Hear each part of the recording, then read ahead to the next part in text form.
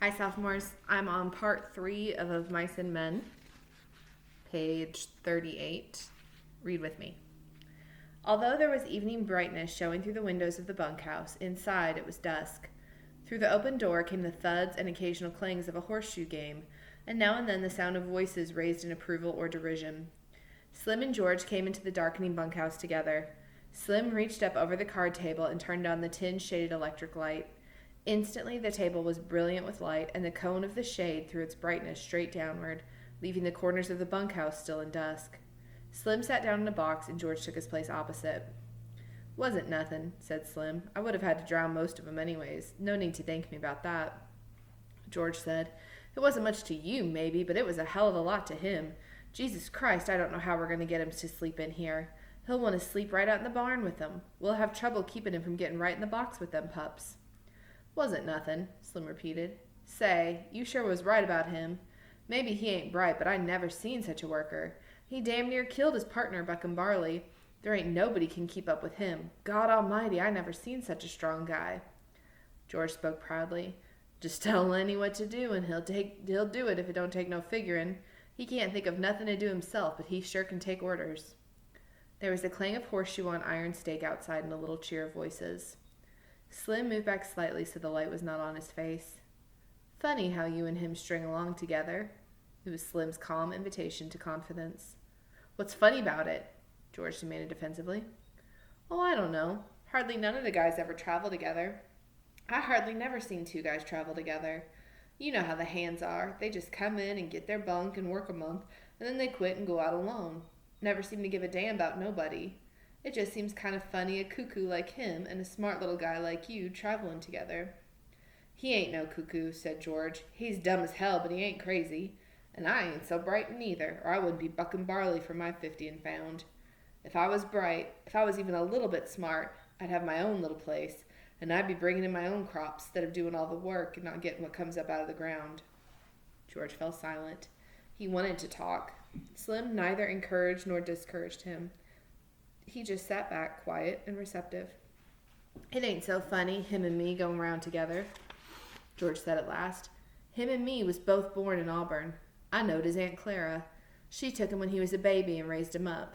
When his Aunt Clara died, Lenny just come along with me out working. Got kind of used to each other after a while."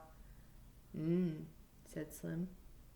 George looked over at Slim and saw the calm, godlike eyes fastened on him. "Funny," said George. "I used to have a hell of a lot of fun with him. Used to play jokes on him because he was too dumb to take care of himself. But he was too dumb even to know he had a joke played on him. I had fun. Made me seem goddamn smart alongside of him. Why, he'd do any damn thing I told him. If I told him to walk over a cliff, over he'd go. That wasn't so damn much fun after a while.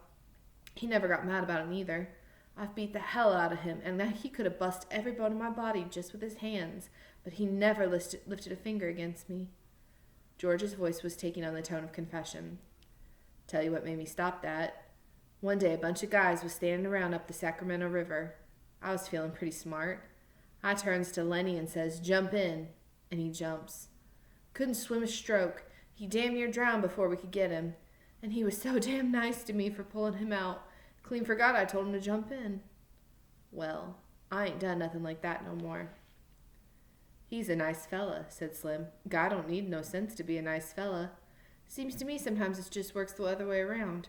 Take a real smart guy, and he ain't hardly ever a nice fella." George stacked the scattered cards and began to lay out his solitaire hand. The shoes thudded on the ground outside.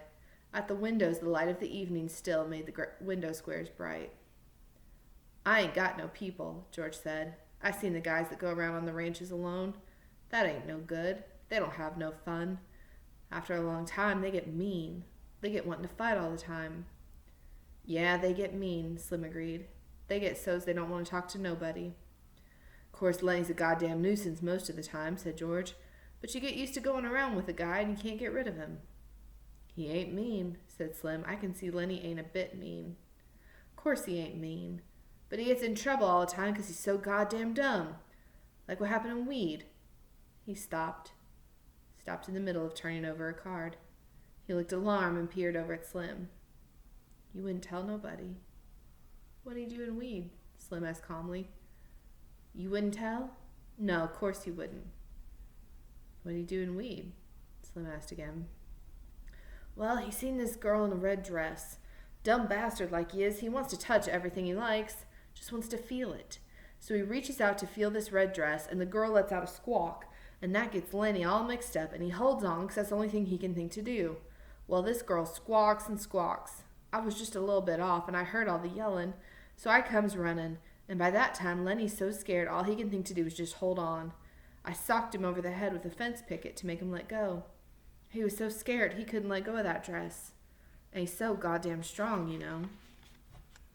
Slim's eyes were level and unwinking. He nodded very slowly.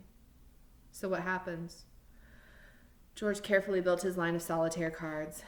Well, that girl rabbits in and tells the law she'd been raped. The guys in weed start a party out to lynch Lenny. So we sit in an irrigation ditch underwater all the rest of that day. Got only our heads sticking out from the side of the ditch. And that night we scrammed out of there. Slim sat in silence for a moment. Didn't hurt the girl none, huh? He asked finally. Hell no, he just scared her. I'd be scared too if he grabbed me, but he never hurt her. He just wanted to touch that red dress, like he wants to pet them pups all the time. He ain't mean, said Slim. I can tell a mean guy a mile off. Course he ain't, and he'll do any damn thing Lenny came in through the door. He wore his blue denim coat over his shoulders like a cape, and he walked hunched way over. Hi, Lenny, said George. How'd you like the pup now? Lenny said breathlessly, He's brown and white, just like I wanted. He went directly to his bunk and lay down and turned his face to the wall and drew up his knees. George put his cards down very deliberately. Lenny, he said sharply. Lenny twisted his neck and looked over his shoulder. Huh, what you want, George? I told you couldn't bring that pup in here. What pup, George? I ain't got no pup. George went quickly to him, grabbed him by the shoulder, and rolled him over. He reached down and picked the tiny pup up from where Lenny had been concealing it against his stomach. Lenny sat up quickly. Give him to me, George. George said, You get right up and take this pup back to the nest. He's got to sleep with his mother. You want to kill him? Just born last night and you take him out of the nest. You take him back or I'll tell Slim not to let you have him. Lenny held out his hands pleadingly. Give him to me, George. I'll take him back. I didn't mean no harm, George. Honest, I didn't. I just wanted to pet him a little. George handed the pup to him. All right. You get him back there quick and don't you take him out no more. You'll kill him the first thing you know. Lenny fairly scuttled out of the room. Slim had not moved. His calm eyes followed Lenny out the door. Jesus, he said. He's just like a kid, ain't he? Sure, he's just like a kid. There ain't no more harm in him than a kid neither, except he's so strong. I bet he won't come in here to sleep tonight. He'd sleep right alongside that box in the barn. Well, let him. He ain't doing no harm out there. It was almost dark outside now. Old Candy, the swamper, came in and went to his bunk, and behind him struggled his old dog. Hello, Slim. Hello, George. Didn't neither of you play horseshoes? I don't like to play every night, said Slim. Candy went on. Either you guys got a slug of whiskey? I got a gut ache. I ain't, said Slim. I'd drink it myself if I had, and I ain't got a gut ache neither. Got bad gut ache, said Candy. Them goddamn turnips gave it to me. I knowed they was going to before I ever ate 'em. The thick-bodied Carlson came in out of the darkening yard. He walked to the other end of the bunkhouse and turned on the second shaded light. Darker'n hell in here, he said. Gotta make sure my kids aren't listening. Jesus, how that nigger can pitch shoes. He's plenty good, said Slim. Damn right he is, said Carlson. He don't give nobody else a chance to win. He stopped and sniffed the air, and still sniffing, looked down at the old dog. God almighty, that dog stinks. Get him out of here, Candy. I don't know nothing that stinks as bad as an old dog. You gotta get him out. Candy rolled over to the edge of his bunk. He reached over and patted the ancient dog, and he apologized. I've been around him so much I never noticed how he stinks. Well, I can't stand him in here, said Carlson. That stink hangs around even after he's gone. He walked over with his heavy-legged stride and looked down at the dog. Got no teeth, he said. He's all stiff with rheumatism. He ain't no good to you, Candy, and he ain't no good to himself. Why didn't you shoot him, Candy? The old man squirmed uncomfortably. Well, hell, I had him so long. Had him since he was a pup. I herded sheep with him, he said proudly. You wouldn't think to look at him now, but he was the best damn sheepdog I ever seen. George said, I seen a guy in Weed that had an Airedale that could herd sheep. Learn it from other dogs. Carlson was not to be put off. Look, Candy, this old dog just suffers himself all the time. If you was to take him out and shoot him right in the back of the head, he leaned over and pointed, right there, why, he'd never know what hit him. Candy looked about unhappily. No, he said softly. No, I couldn't do that. I had him too long. He don't have no fun, Carlson insisted, and he stinks to beat hell. Tell you what, I'll shoot him for you. Then it won't be you that does it. Candy threw his legs off his bunk. He scratched the white stubble whiskers on his cheek nervously. I'm so used to him, he said softly. I had him from a pup. Well, you ain't being kind to keep him alive, said Carlson. Look, Slim's bitch got a litter right now. I bet Slim would give you one of them pups to raise up, wouldn't you, Slim? The Skinner had been studying the old dog with his calm eyes. Yeah, he said, you can have a pup if you want to. He seemed to shake himself free for speech. Carl's right, Candy. That dog ain't no good to himself. I wish somebody'd shoot me if I got old and a cripple. Candy looked helplessly at him, for Slim's opinions were law. Maybe it'd hurt him, he suggested. I don't mind taking care of him. Carlson said, the way I'd shoot him, he wouldn't feel nothing. I put the gun right here, he pointed with his toe, right to the back of the head. He wouldn't even quiver. Candy looked for help from face to face. It was quite dark outside by now. A young laboring man came in. His sloping shoulders were bent forward, and he walked heavily on his heels, as though he carried the invisible grain bag. He went to his bunk and put his hat on a shelf. Then he picked a pulp magazine from his shelf and brought it over to the light of the table. Did I show you this, Slim? He asked. Show me what? The young man turned to the back of the magazine, put it down on the table, and pointed with his finger. Right there, read that. Slim bent over it. Go on, said the young man. Read it out loud. Dear Editor, Slim read slowly. I've read your mag for 6 years, and I think it is the best on the market. I like stories by Peter Rand. I think he's a wingding. Give us more like The Dark Rider. I don't write many letters. Just thought I would tell you I think your mag is the best dime's worth I've ever spent. Slim looked up questioningly. What do you want me to read that for? Whit said, go on, read the name at the bottom. Slim read, Yours for Success, William Tenner. He glanced up at Whit again. What do you want me to read that for? Whit closed the magazine impressively. Don't you remember Bill Tenner? Worked here about 3 months ago? Slim thought. Little guy? He asked. Drove a cultivator? That's him, Whit cried. That's the guy. You think he's the guy who wrote this letter? I know it. Bill and me was in here one day. Bill had one of them books that just come. He was looking at it and he says, I wrote a letter. Wonder if they put it in the book. But it wasn't there. Bill says maybe they're saving it for later. And that's just what they done. There it is. Guess you're right, said Slim. Got it right in the book. George held out his hand for the magazine. Let's look at it. Whit found the place again, but he did not surrender his hold on it. He pointed at the letter with his forefinger. Then he went to his box shelf and laid the magazine carefully in. I wonder if Bill's seen it, he said. Bill and me worked in that patch of field peas, run cultivators, both of us. Bill was a hell of a nice fellow. During the conversation, Carlson had refused to be drawn in. He continued to look down at the old dog. Candy watched him uneasily. At last, Carlson said, If you want me to, I'll put the old devil out of his misery right now and get it over with. Ain't nothing left for him. Can't eat, can't see, can't even walk without hurting. Candy said hopefully, You ain't got no gun. Hell, I ain't. Got a Luger. Won't hurt him none at all. Candy said, Maybe tomorrow. Let's wait till tomorrow. I don't see no reason for it, said Carlson. He went to his bunk, pulled his bag from underneath it, and took out a Luger pistol. Let's get it over with, he said. We can't sleep with him stinking around here. He put the pistol in his hip pocket. Candy looked a long time at Slim to try to find some reversal, and Slim gave him none. At last, Candy said softly and helplessly, All right, take him. And he did not look down at the dog at all. He looked back at his bunk and crossed his arms behind his head and stared at the ceiling. From his pocket, Carlson took a little leather thong. He stooped over it and tied it around the old dog's neck. All the men except Candy watched him. Come on, boy, he said gently.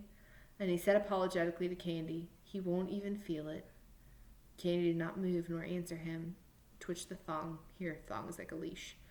Come on, boy. The dog got slowly and stiffly to his feet and followed the gently pulling leash. Slim said, Carlson, Yeah? You know what to do? What do you mean, Slim? Take a shovel, said Slim shortly. Oh, sure, I get you. He led the dog out into the darkness. George followed the door and shut the door and set the latch gently in its place. Candy lay rigidly on his bed, staring at the ceiling. Slim said loudly, "One of my lead mules got a bad hoof. Gotta get some tar on it." His voice trailed off. It was silent outside. Carlson's footsteps died away. The silence came into the room, and the silence lasted. George chuckled. "I bet Lenny's right out there in the barn with his pup. He won't want to come in here no more now that he's got a pup." Slim said, "Candy, you can have any one of them pups you want." Candy did not answer.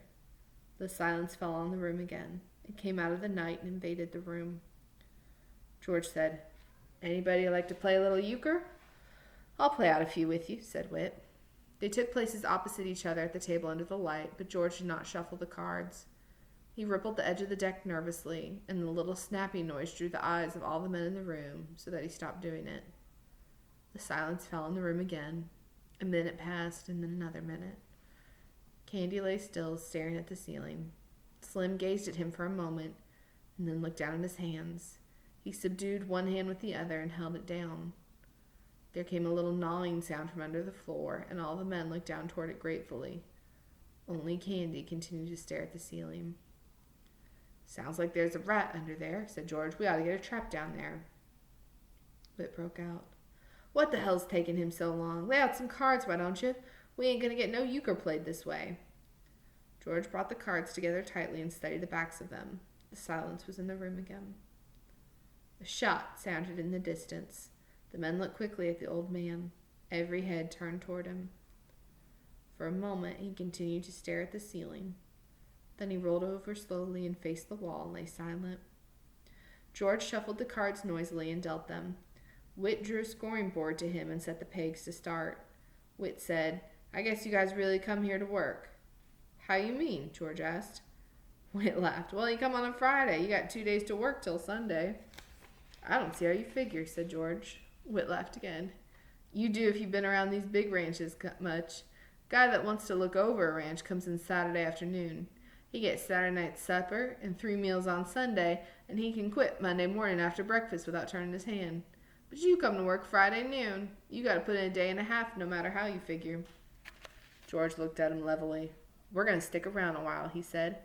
"Me and Lenny's going to roll up a steak." The door opened quietly and the stable buck put in his head. A lean Negro head, lined with pain, the eyes patient. "Mr. Slim?" Slim took his eyes from old Candy. "Huh? Oh, hello, Crooks. What's the matter?" "You told me to warm up tar for the mule's foot. I got it warm." "Oh, sure, Crooks. I'll come right out and put it on." "I can do it if you want, Mr. Slim." "No, I'll come do it myself." He stood up. Crooks said, "Mr. Slim?" "Yeah?" "That big new guy's messing around your pups in the barn." "Well, he ain't doing no harm. I give him one of them pups." "Just thought I'd tell you," said Crooks. "He's taking him out of the nest and handling him. That won't do him no good." "He won't hurt him," said Slim. "I'll come along with you now." George looked up. "If that crazy bastard's fooling around too much, just kick him out, Slim." Slim followed the stable buck out of the room. George dealt, and Whit picked up his cards and examined them.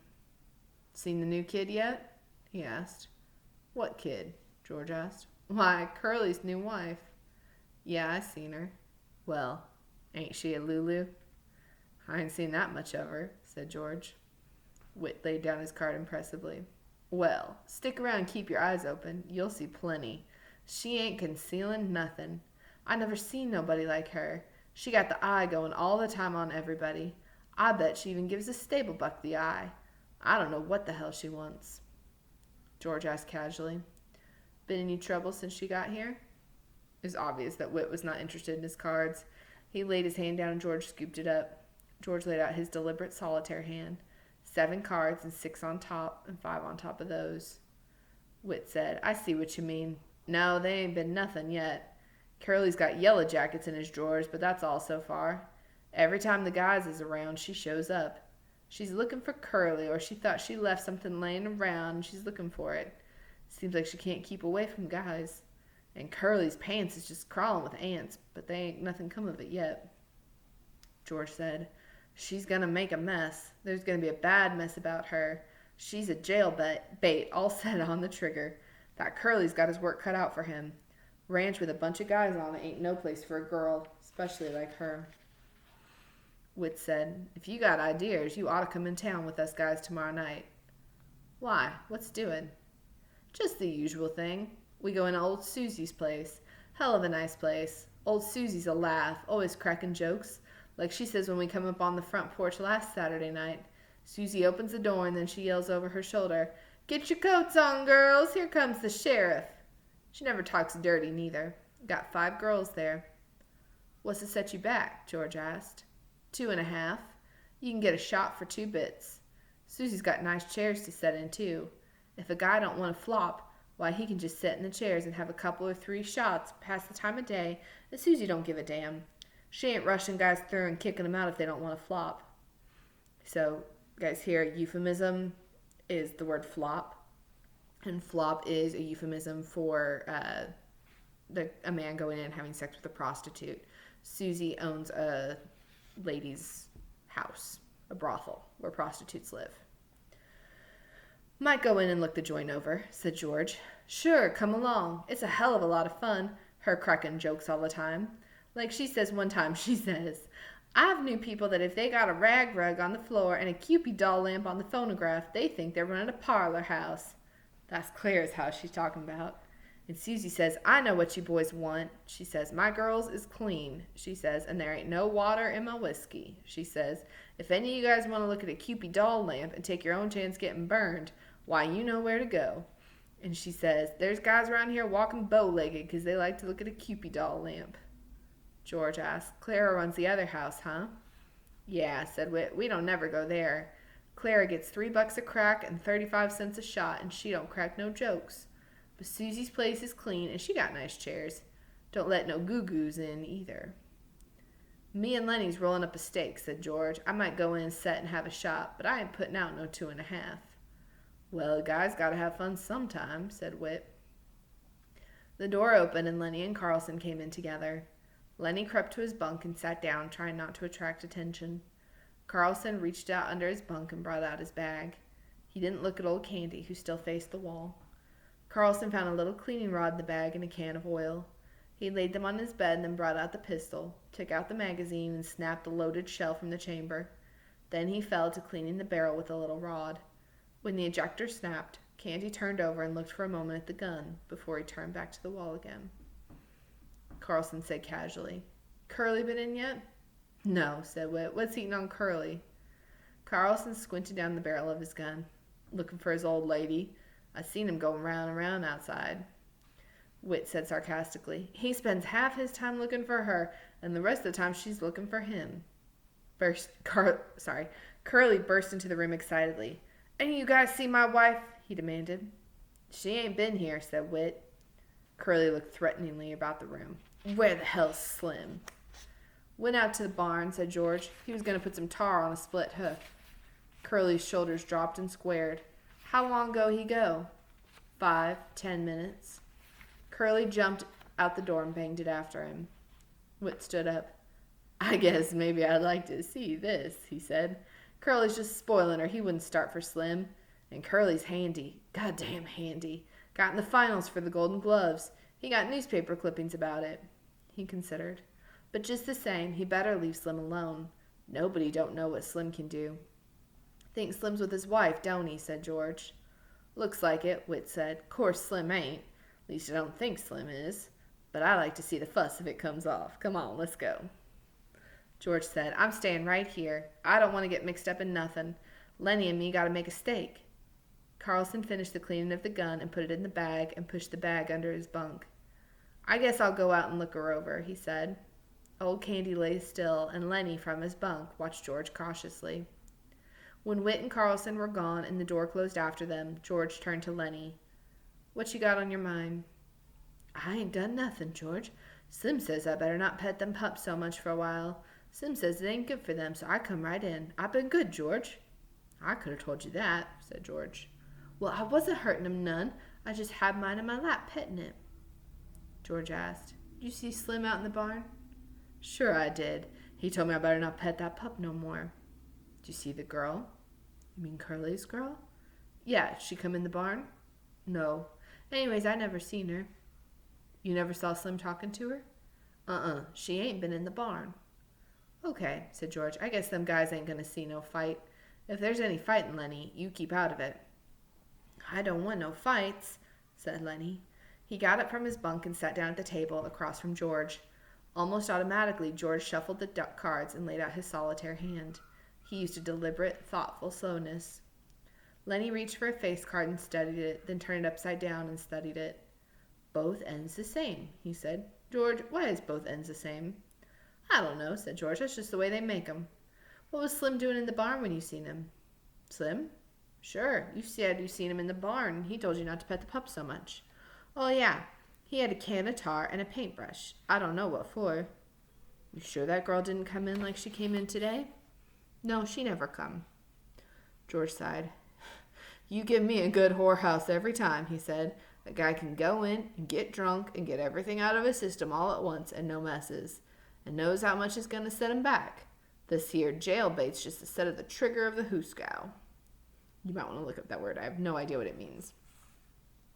Lenny followed his words admiringly and moved his lips a little to keep up. George continued. You remember Andy Cushman, Lenny? Went to grammar school? The one that his old lady used to make hotcakes for the kids? Lenny asked. Yeah, that's the one. You can remember anything if there's anything to eat in it.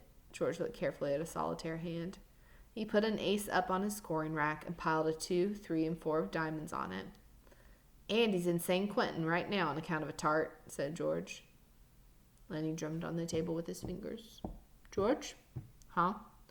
George, how long's it going to be till we get that little piece of land and live off the fat of the land and rabbits?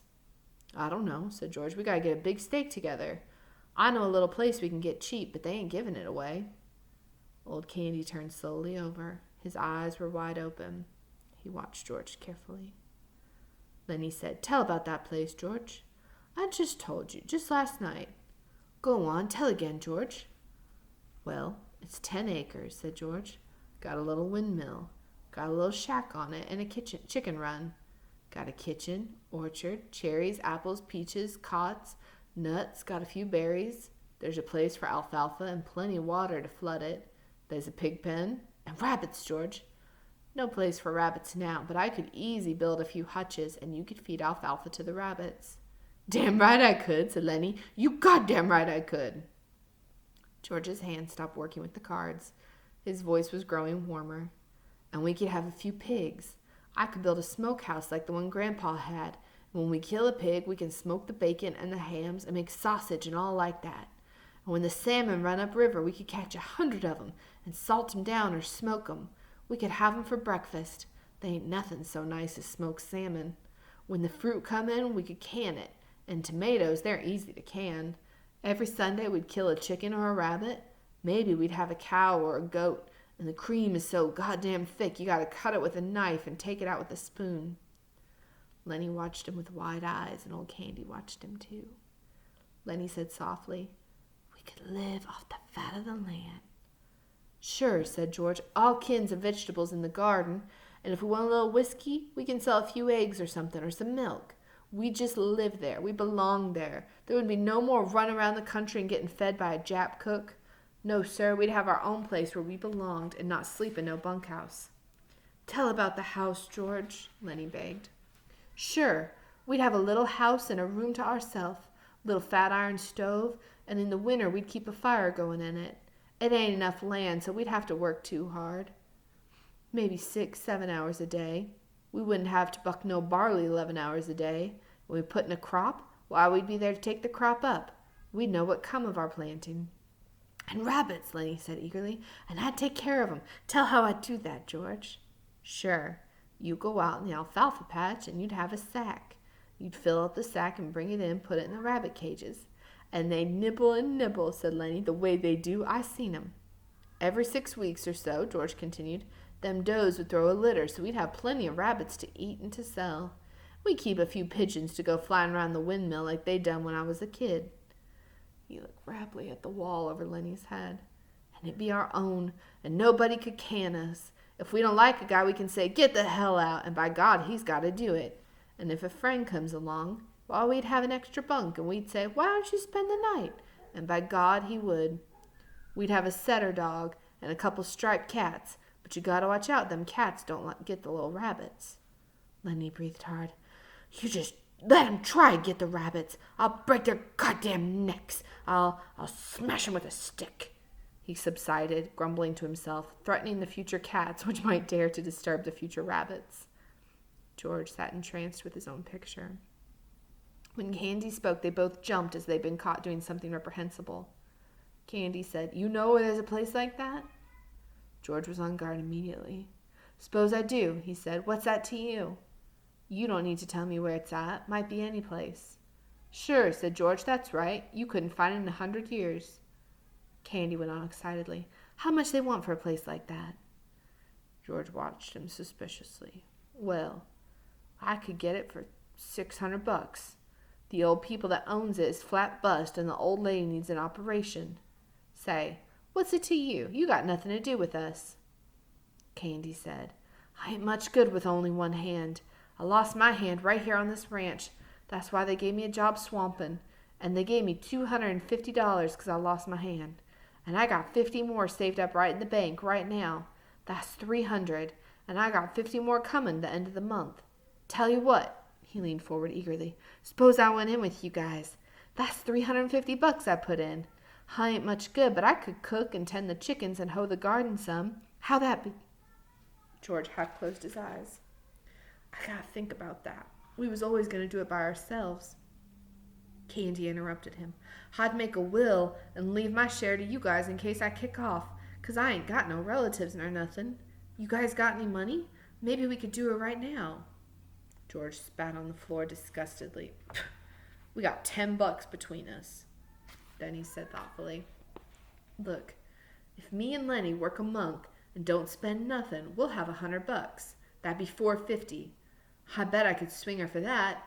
Then you and Lenny could go get her started, and I get a job and make up the rest, and you could sell eggs and stuff like that.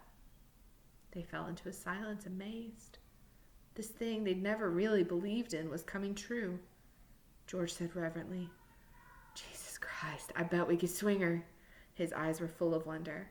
I bet we could swing her, he repeated softly.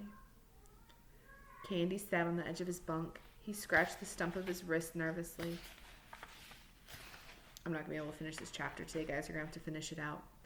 I got hurt 4 years ago, he said. They'll can me pretty soon. Just as soon as I can't swap out the bunkhouses, they'll put me on the county. Maybe if I give you guys my money, you'll let me hoe in the garden, even after I ain't no good at it. And I'll wash dishes and little chicken and stuff like that. But I'll be on our own place, and I'll be let to work on our own place, he said miserably. You seen what they done to my dog tonight? They says he wasn't no good to himself nor nobody else. When they can me here, I wish somebody'd shoot me. But they won't do nothing like that. I won't have no place to go, and I can't get no more jobs. I'll have $30 more coming, time you guys is ready to quit. Alright, so I need you guys, my voice is going out. You've got 5 pages left, it's not much. And then today's Google Classroom question is about masculinity. In Of Mice and Men and in The Kite Runner, they both deal with this question of what does it mean to be an ideal man. Okay, both of our main characters, and I'm sorry for girls in here, but it really does deal with what it means to be a man. So I want you to think about who is the ideal man in this chapter, and really in this book so far. There's one man that's supposed to stand out to you from the rest as far as being almost perfect.